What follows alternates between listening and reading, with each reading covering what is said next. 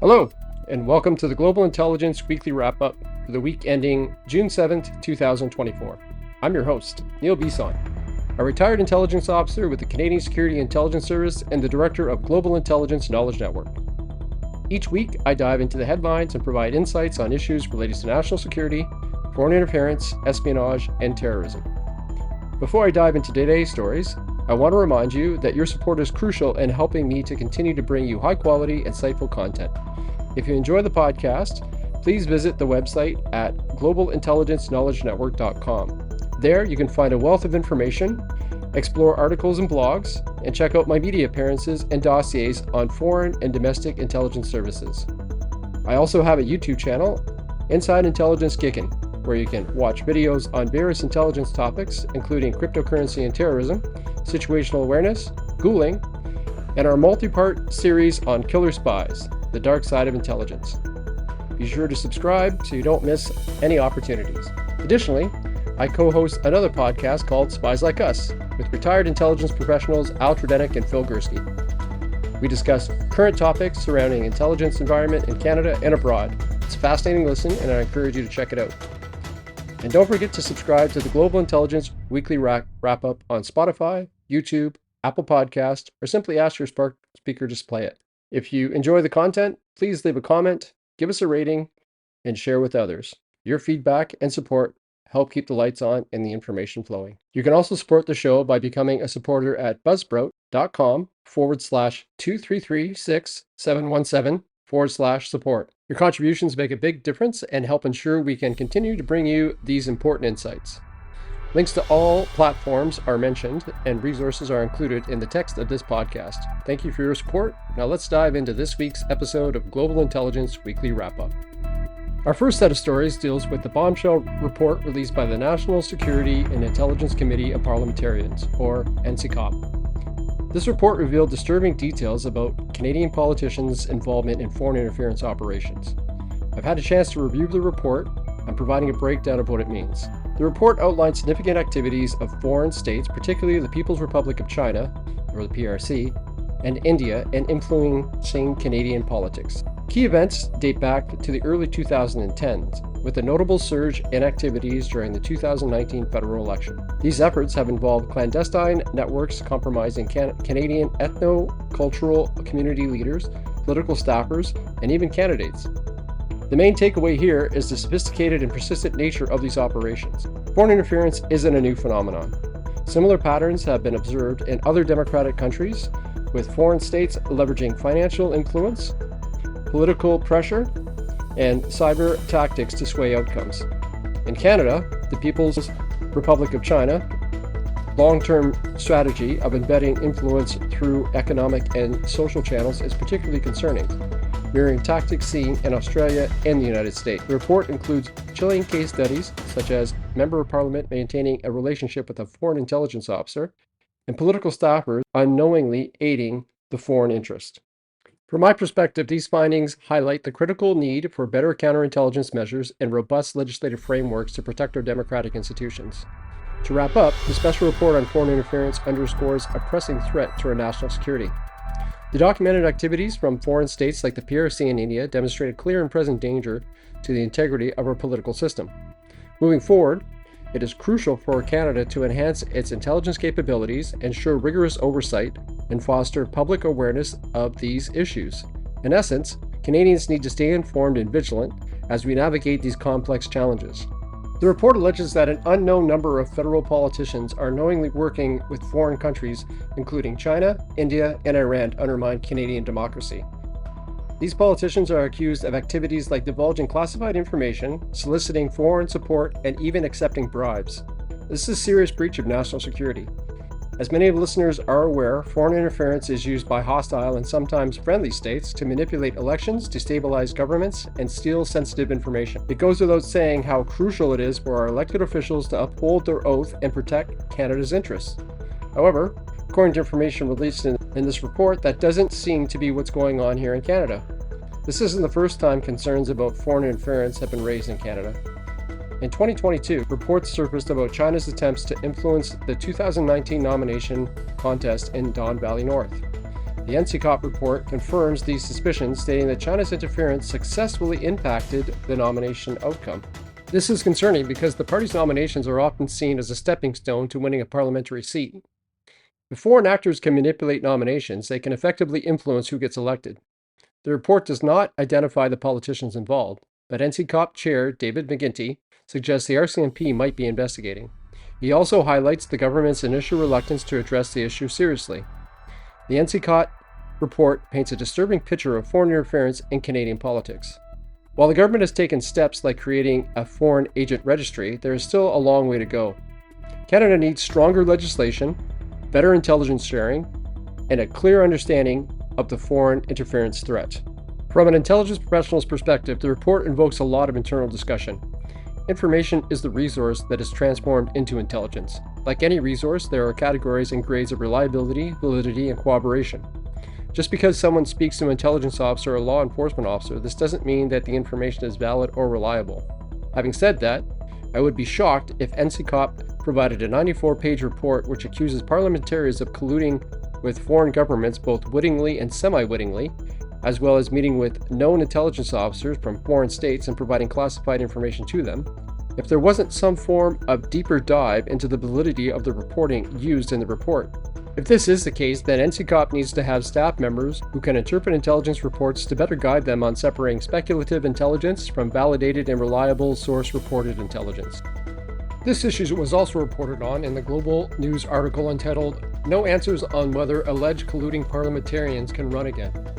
According to the article, the Federal National Security Committee of Parliamentarians has uncovered that several politicians have wittingly participated in foreign interference schemes.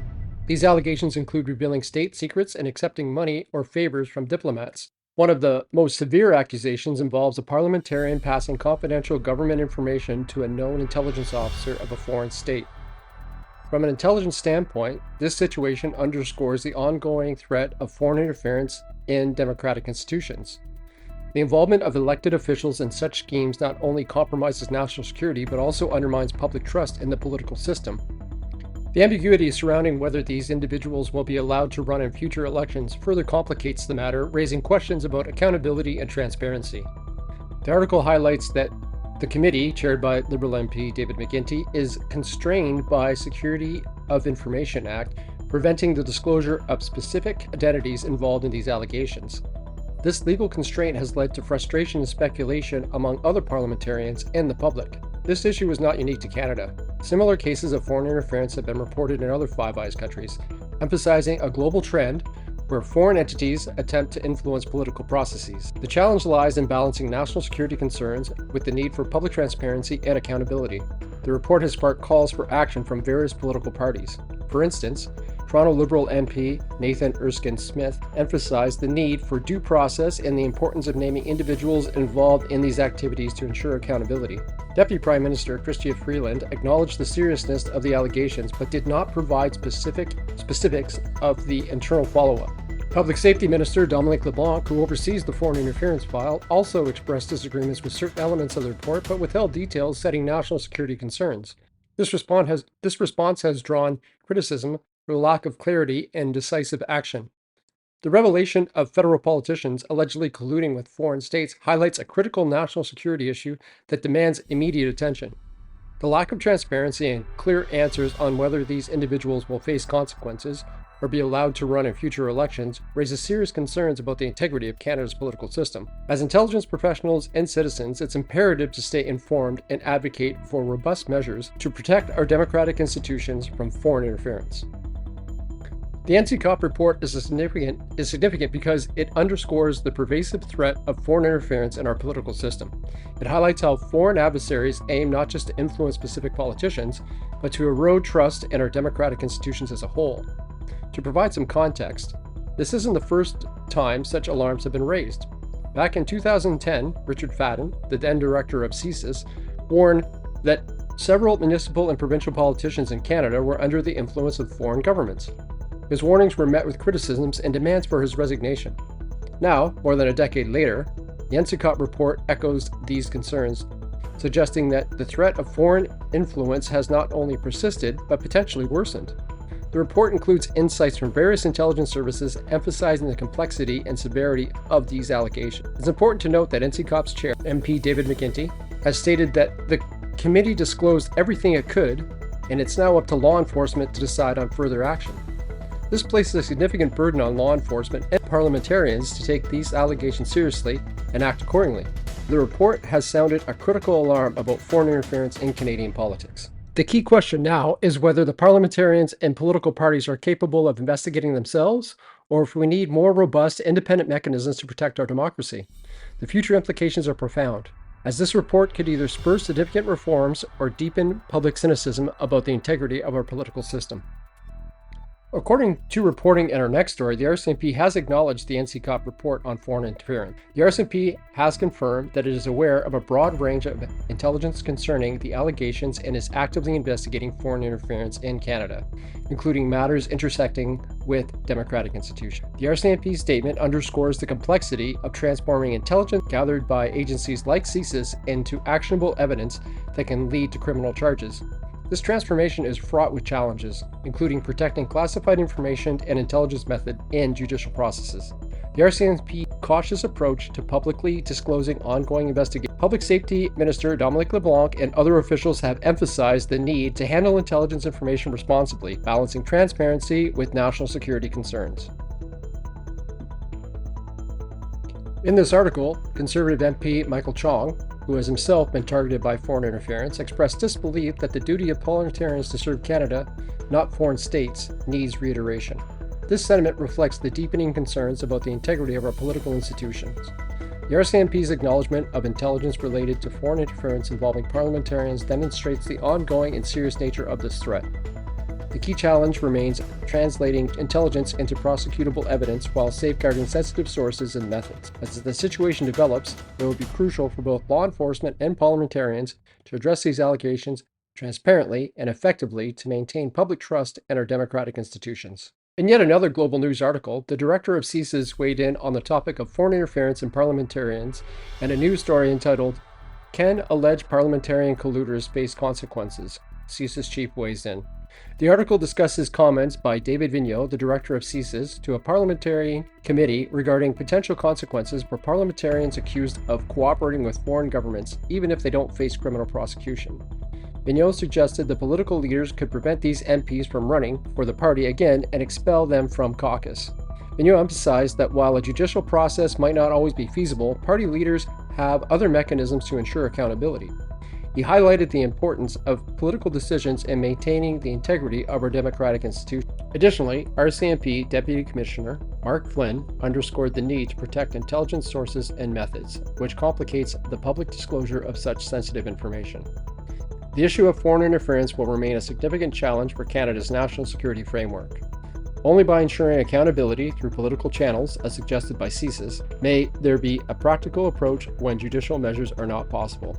This underscores the broader need for robust mechanisms to protect our democracy from foreign interference.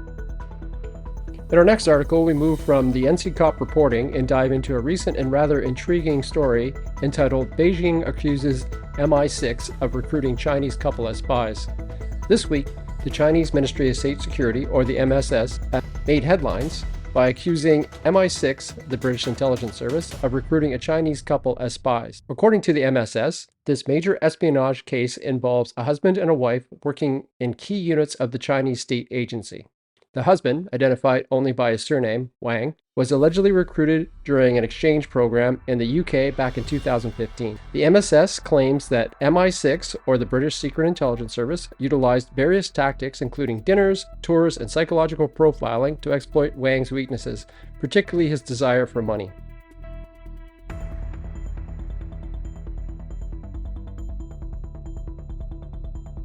Eventually, Wang was persuaded to spy for the UK, and through him, MI6 also recruited his wife, Zhou. The MSS has not disclosed whether the couple has been detained or charged, but the case is under further investigation.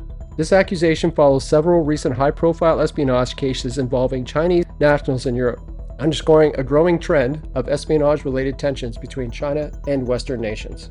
To provide some context, this isn't an isolated incident. For the past few years, we've seen a series of allegations and arrests involving Chinese espionage activities in the UK, Germany, and Belgium. For instance, in January, the MSS accused MI6 of recruiting a national from a third unnamed country to spy on China.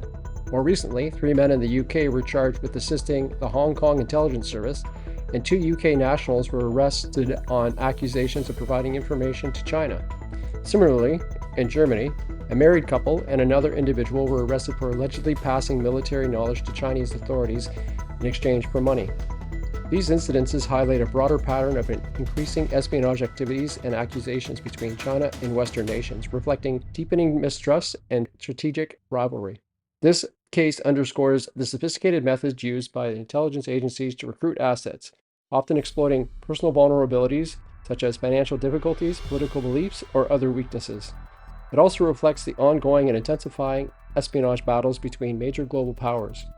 For China, publicizing such cases through its state media and social media accounts like WeChat serves multiple purposes: deterring potential spies, promoting internal vigilance, and shaping public perception of foreign threats. This incident is indicative of retaliatory actions by the CCP, similar to the arrest and detention of Michael Spavor and Michael Kohlberg in retaliation for Canada placing Meng Wanzhou under house arrest to face charges in the States. However, in this case, it is 2 Chinese citizens who are being accused of espionage activities within 1 week of the UK placing similar charges against 3 UK suspects. To summarize, the accusations against MI6 by China's MSS is a clear indicator of the persistent and complex nature of global espionage activities. It also highlights the heightened state of alert and the ongoing intelligence wars between China and Western nations. The next story deals with the world of e-commerce and potential privacy concerns surrounding a popular new app, Temu. Temu is an app offering rock-bottom prices on everything from clothes to electronics, and it has skyrocketed in popularity. But with that success comes a growing chorus of concerns from privacy experts and lawyers. 2 class action lawsuits in the US and one in Quebec allege the app collects far more data than it needs and may be sharing it with third parties. Temu is a subsidiary of PDD Holdings, a Chinese multinational commerce group. The Chinese connection raises red flags for some, given the potential for the Chinese government to access user data. The lawsuits and privacy experts argue that Temu collects data beyond what's necessary for the app's functionality. They point to features like accessing photos, messages, and contacts as evidence of this overreach. Temu, on the other hand, denies these allegations, claiming they only collect the minimum information necessary and prioritize users' privacy. A report by Grizzly Research compared Temu to TikTok, another Chinese-owned app that many are familiar with and is facing national security concern. The report called Temu spyware and claimed it could access more data than users realize. Temu refutes these claims, pointing to its presence on reputable app stores like Google Play and Apple App Store, which have security measures in place. So now we ask ourselves, why is this important? The experts warn that even seemingly innocuous data points, when aggregated, can create a detailed profile of a user. This data could be used for targeted advertising or even sold to third parties. Furthermore, with the Chinese parent company, there is always a concern that user data could be accessed by the Chinese government, as every Chinese-based company is beholden to the Chinese government for any information they ask for. Temu argues that their low prices are a result of an efficient supply chain, not data collection. They also claim they've never shared user data with the Chinese government and wouldn't do so if asked. Canada's privacy laws, which are considered outdated, make it difficult for users to control their data. There is proposed legislation, the Consumer Privacy Protection Act, which aims to give users more control over their information. This leaves us with the conundrum that Temu offers tempting deals, but at what cost? While the lawsuits haven't been certified, the concerns about data collection are serious. Much like the recent concerns raised by the current director of CSIS, Dave Vigneault, concerning the media platform TikTok, another Chinese-based company which is believed to be collecting user data and providing it to the Chinese government. Temu is doing the same in the online retail space. So, a word of caution, if you're considering using Temu, be aware of the potential privacy risks and consider alternate shopping platforms. We shift our attention to the world of finance in this story that raises serious questions about a major bank and its potential involvement with terrorist financing. New court documents allege that Standard Chartered Bank, a prominent British institution, facilitated billions of dollars in transactions for groups designated as terrorists by the US government. These transactions allegedly occurred between 2008 and 2013, violating U.S. sanctions against Iran and others. Standard Chartered previously admitted to breaching sanctions against Iran, but has never admitted to conducting transactions for terrorist organizations. The bank maintains its innocence in this last accusation. The accusation stems from whistleblowers who provided confidential bank spreadsheets to the U.S. authorities in 2012. Independent analysis of these spreadsheets reveals transactions hidden within the data, potentially masking involvement with sanctioned entities and terrorist financiers. This includes processing transactions for a company known to supply explosives used by the Taliban. In 2012, the British government, under then Prime Minister David Cameron, intervened on Standard Chartered's behalf to avoid prosecution by the U.S. Department of Justice. This happened despite ongoing concerns about the bank's activities. The whistleblowers claimed the U.S. government misrepresented the evidence in order to dismiss their case and protect the bank. Standard Chartered denies these claims and maintains the transactions were legitimate. U.S. authorities have declined to comment. Why is this important? Banks play a crucial role in preventing money laundering and terrorist financing. These allegations, if true, suggest a significant breach of that responsibility. It also raises questions about the effectiveness of oversight and potential government influence in such cases. The court case regarding the whistleblower's claim is ongoing. Standard Chartered maintains its innocence. Regardless of the outcome, these accusations highlight the importance of robust financial regulations and independent oversight to ensure banks operate within the law and don't become vehicles for financing terrorism. In a story out of Dubai, there's a troubling case of Matt Crosier, a highly decorated former British Marine who was detained in Dubai for the past 7 months on espionage charges. This critical issue has been covered in a recent article entitled "Dubai Holds Former British Marine on Spying Charges" by Middle East Eye. According to the article, Michael Crosier, who is now a security consultant, was arrested in November last year and accused of intentionally and illegally accessing telecommunications networks. The charges have led to severe consequences, including the confiscation of his phone, passport, and internet banking access, leaving him stranded in Dubai without any means to return home. From an intelligence perspective, this situation highlights the precarious position that former military personnel can find themselves in when working in regions with stringent and sometimes arbitrary legal systems. The accusations against Crosier appear to be part of a broader pattern of detentions of Western nationals in the UAE, often under dubious circumstances. This case underscores the risks involving the intelligence and security professionals operating or transiting through such environments. This isn't an isolated incident. The article details a history of similar cases where British nationals have been detained in the UAE under questionable charges. Notably, the case of Matthew Hedges, a British academic who was detained and tortured in Dubai on espionage charges in 2018.